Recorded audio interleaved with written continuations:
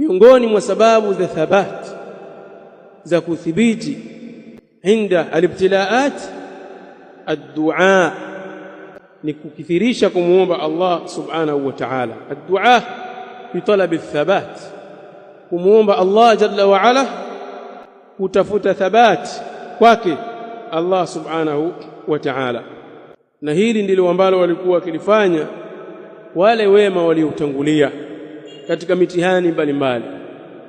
Walipotokeza wale watu wa tauhid wa Jalut kupambana naye katika vita, miongoni mwa waliyosema rabbana afrigh alaina sabran wa thabbit aqdamana wansurna ala alqawmi alkafirin, ewe Allah tumiminie sisi subra, tusubiri juu ya mtihani huu, wa thabbit aqdamana, na thibitisha nyayo zetu, tuthibitishe sisi ya rabbal alamin.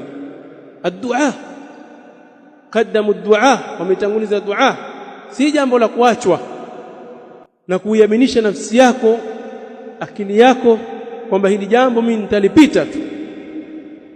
Kithirisha kumuomba Allah subhanahu wa ta'ala, hasa katika mitihani utakayoipata katika dini. Wangapi katika watu waliokuwa wamethibiti katika haki, lakini lamma zulzilu, walipotikiswa kidogo wakaacha haki wakaingia katika batil, walijiaminisha nafsi zao na maarifa waliokuwa nayo, fa idhahum fil batil, tahamaki wao wameingia katika mambo ya batil kwa sababu ya mitihani walioipata, wakashindwa kusubiri.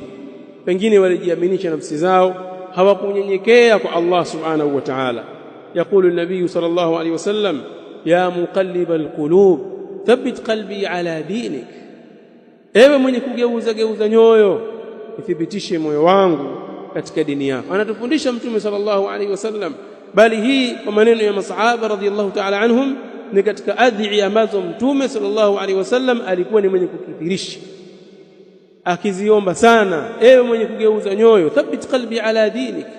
Sifikie wakati ukayaminisha nafsi yako na msimamo uliokuwa nao, muombe Allah subhanahu wa ta'ala.